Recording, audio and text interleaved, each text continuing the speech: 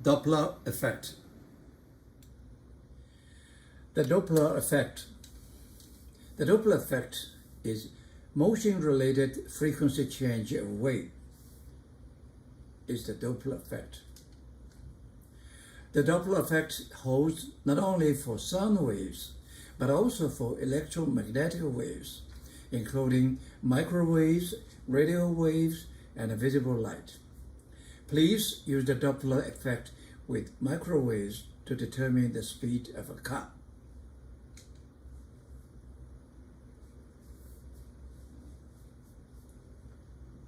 If you listen to the sound the horn on a train makes as it passes, you'll notice that the frequency is higher as it approaches and lower as it moves away. We'll now demonstrate this Doppler effect using two small speakers mounted on a swing arm. Here is the sound the speakers emit when stationary. Listen to the changes in frequency as the speakers are spun around, alternately approaching and receding from the microphone.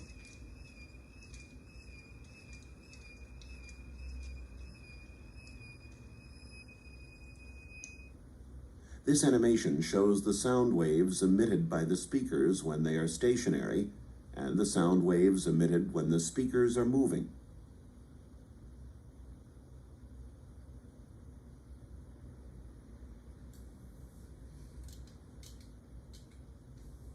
We should now derive equations for the Doppler effect for two particular situations.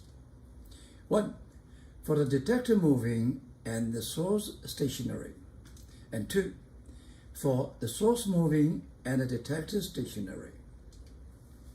Then we shall combine the equations for these particular situations to find the general Doppler effect equation, which holds for both those situations and also when both detector and the source are moving. First, detector moving, source stationary. This is the point source, okay? This is detect your ears, okay? So the source emitted a sound simultaneously, okay? Symmetrically, okay? So it's a one share, one spherical share, one spherical share, okay? It's frontal wave. And you move in with VD, this V detect, okay, inside. This is what happened now. It takes time T.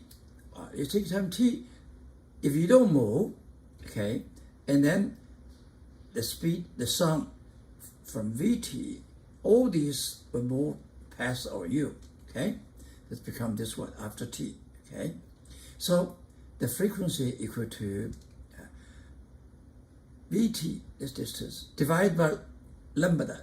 That means how many waves, how many circles, okay?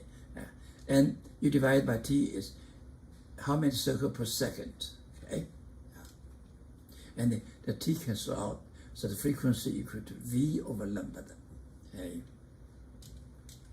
Now, if the detector move, and we see that one, detector move in, and the source move this direction, and we see that one.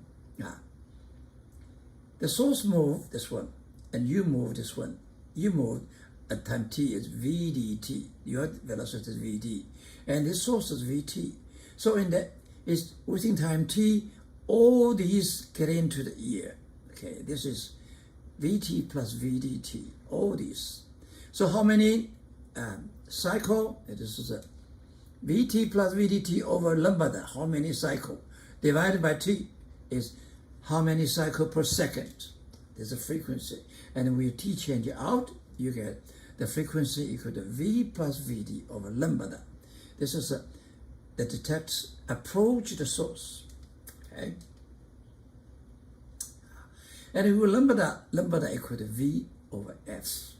So take F over here, and finally we get the frequency you hear when you're moving is equal to original frequency multiplied by this one. If this is 0, this is 1, exactly the same. Now, the detector you move, you get a button.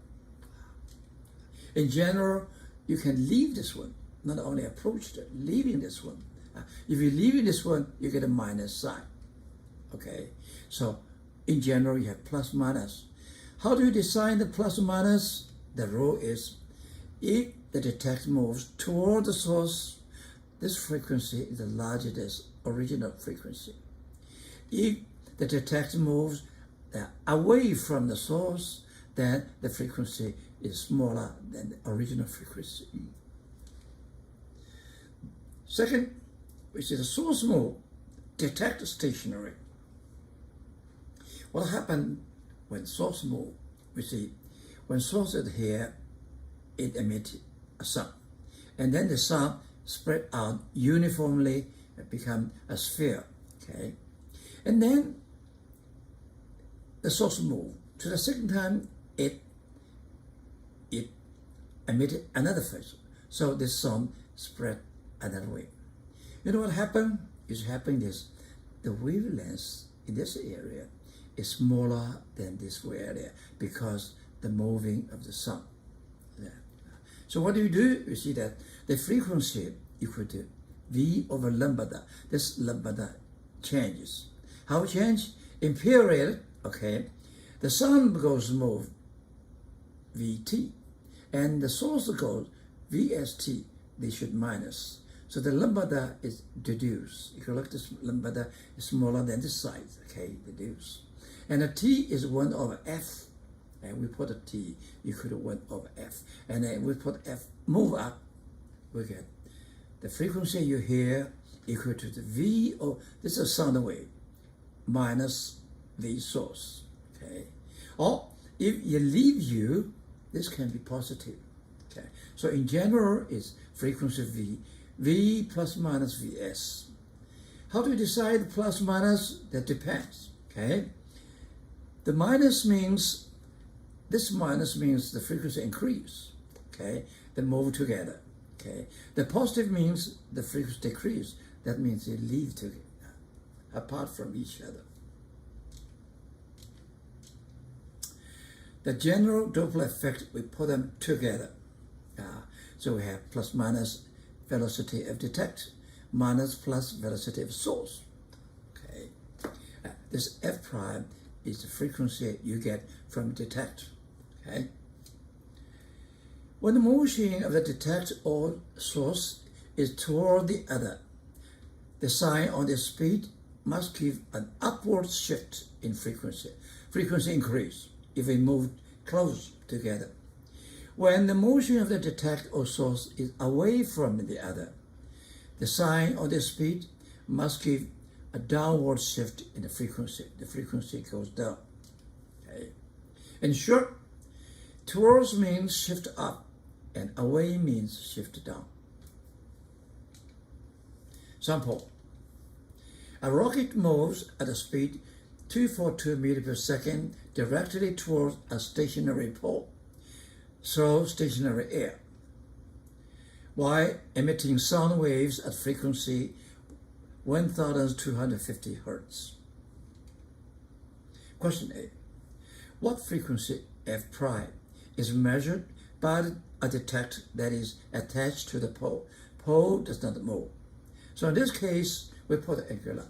This is what moves, the source moves, okay? We see this is 0, this moves, okay? What is move? Okay, the speed is the source. It's close, so this should be larger than this one because they're close. This is larger, you need the minus sign, okay? And put a minus sign. So this is 0, this is minus sign, okay, minus sign. We get it, 4,248 Hertz, okay? This is, we measured by the detector. Question B. Some of the second sound reaches the pole, reflects back to the rockets as an echo. What frequency F double prime does a detector on the rocket detect for the echo? Okay, now ready for that. One thing we have to remind, this is F primes, not F, because when we reach the detector, the frequency changes. And here we see we change the rule. The rocket is detected, and the pole is the source, and they are approached with each other. So this is positive, this is negative. 343, this is positive, close, positive, and this is the source. This is source from pole, the velocity 0. Okay, so we get 7,240 hertz. Supersonic speed, shock waves. If the source velocity equal to velocity of the sound in this medium, look at this one. So at this point, the frequency is infinite, right? Because all the share come back this one, infinity. If the speed of sound larger than the speed of sound in the medium, so in this situation, the sound has not reached yet, the source already passed. Okay, they go fast. Okay. If Vs larger than V, we call it supersonic speed. The envelope of waveform is a cone. Okay, and we call it Mach cone. Okay, this is the speed of sound. This is the speed of the source. Okay. And the sine theta equal to Vt over V source T, V over source. This is the larger, this smaller, so this is smaller one. This is the small one. We call it Mach cone angle. Okay. The ratio Vs over V, Vs is called Mach number.